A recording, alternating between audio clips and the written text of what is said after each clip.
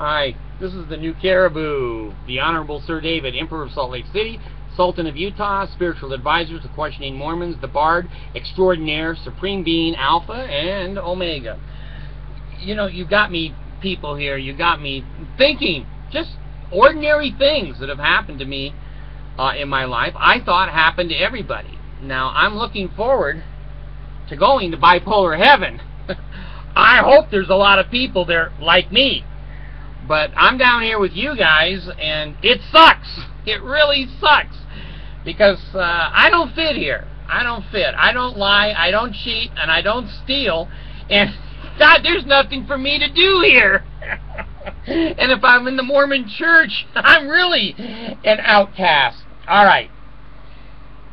I'm going to tell you my Bard story of teaching my little Filipino wife to drive a car here in the United States. Now, I was ignorant, and maybe some of you are. I had no idea that if a child never has a toy and never rides a bike and doesn't know basically to turn left or to turn right, where the brakes are, etc., it's kind of hard for them to learn how to drive. Now, I've heard the jokes, and I'm for the jokes of trying to teach Asian people to drive. It's like making and training pigs to fly. It doesn't happen very often. You might get a pig that can really flop a lot. He's just going to go along the ground. He's really not going to get in the air. Well, anyway, Mercy, my sweet wife, of course she wanted her driver's license when she came here, and I wanted her to get it too because, you know, we need that in the house. So we bought a fairly new car. I think it was a new car that had 8,000 miles on it. Brand new, a Hyundai.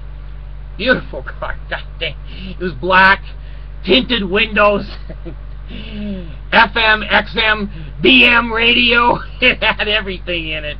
You roll the window up, the police can't see you, so I could wave, and yeah, they can't see you. So anyway, we went driving. And I've taught all my kids to drive, and my kids are good drivers. I don't have one kid that's had a serious accident. Out of all 14 of my kids, none of them have had a serious accident. I backed into a bus once. It tore the fender off the bus, and I was embarrassed. I thought the bus had gone by me, but I started backing, and it was not quite by. Anyway, we take our new car, and we take it out, and we're up in Layton, Utah. Kind of a nice little town, hour above Salt Lake. And it's getting kind of warm. And in those days, she couldn't speak English. She knew how to swear a lot in English. She learned that on her mission. She's an RM from the Philippines. And she knew English swearing very well. Well, we're sitting up at the Layton Mall one day, and I was sitting in the passenger seat, and I said, Mercy, I said, would you roll my window down? It's locked. It had power windows, and it had the lock on it. And so she started playing with the buttons over there on her side, and after about 8 minutes, I said, Mercy, I'm bipolar. I'm likely to break that window and climb through it. Why don't I just go out and sit on the lawn until you can figure out how to put a power window down? I'm always kind. Anyway, I went out on the grass and I sat there rocking like an autistic child and pointing my fingers and going, what an idiot! She's in there playing with the window. And finally I see a window go down, like 20 minutes. I walked back to the car, and I said, Mercy, I'm not on enough medications for this shit. Have you ever seen a power window? She said, oh, David, I've never seen a car. What the hell does that have to do with anything? So anyway, a long story long, we're driving along, and she's getting it. I mean, shit, I forgot. She got stopped 5 times. In a little town that we lived in, and around the town we lived in. And the first cop that stopped us, he pulled us over, and he came to the driver's window, and he said, Miss, do you have a driver's license? She said, well, no, I have a permit. And she said, well, do they drive in the middle of the street in the Philippines? And she said, yes, sir, we do. Damn! You don't here in the United States!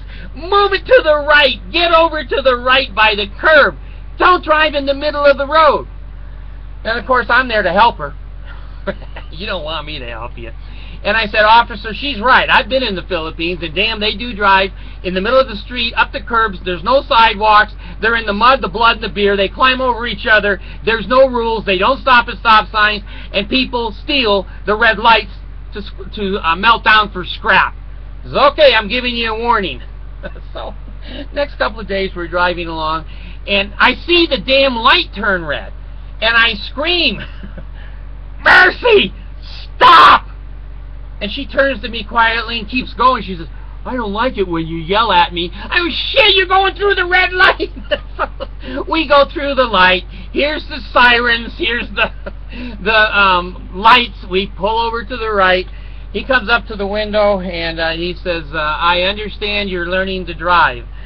And I said, how did you know? He said, we have friends over in the other town that have mentioned to us to watch out for. And I said, well, I told her to stop, but she doesn't like me to yell.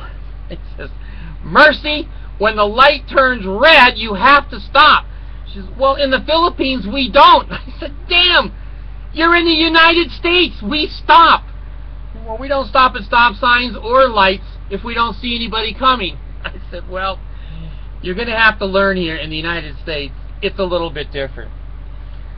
So,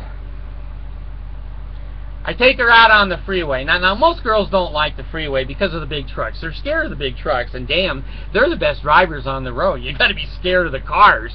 The trucks seldom run you off the road. But anyway, we're coming along this freeway section, and I said to her, well, let's exit at the next ramp. Now, if you don't understand the word exit, and you don't understand the word ramp, that damn sentence doesn't make a lot of sense. So, I get her coming off the exit, and I'm saying to her, now, I think she thought I might have been Muslim, that I was praying to Allah.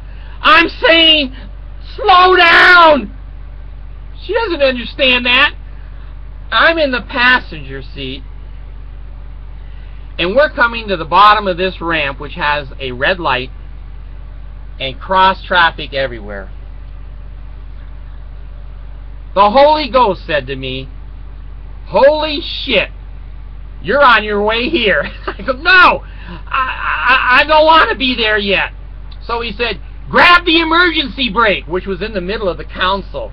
So I pulled that emergency brake all the way up, and it slowed the car down about a half a mile an hour. Then we start to make a left turn in cross traffic at 40 miles an hour. Now, these Hondas are sharp cars. They've got computers that can stabilize the car, drive upside down. In the snow, the mud, the blood, and the beer, they got traction control, and they've got, oh Lord, traction brakes and everything. I go, oh, okay. So, I look up, and I see this truck. I don't mean a pickup truck. Big truck. He sees this black Hyundai coming through that intersection, 40, 45 miles an hour, making a 90-degree left turn. I think he had experience because he said, I think I'm going to stop. I don't want to be in this. He stopped, and he was in it. We slammed right into that 18-wheel truck. When we were done with it, it had 4 wheels. I don't know where the other wheels went, but they weren't in Utah. Now, I've heard of airbags. I want to bear you my testimony. They are hidden in the dashboard. How they found me, I don't know. The curtain on the side. 2 of the curtain airbags found me. One airbag found her. She had another curtain above it, and one under the seat. They all came out. There was no room for us in the car. We had to hold our breath until the bags deflated. Now, I've never been in an accident. Never. And I noticed that her wrist was kind of bent. And I said, damn, is that all you got, a bent wrist? You almost killed us. She said, well, I didn't know. I love that sentence in the American language. That is the sentence that all human beings use. I didn't know. Well, pretty soon, the steam is coming out of the engine, and the engine is in the driver's compartment. You can look down and see the damn carburetor right there, where the shifter knob was. So I'm trying to be cool. You're in the middle of the busiest intersection in a town.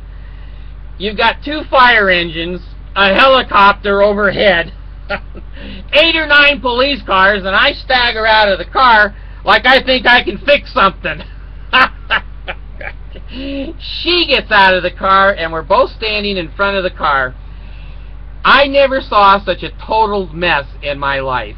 The crumpled hood, all the bumpers, the engines were all back right at the driver's compartment, and it crowded the driver's feet.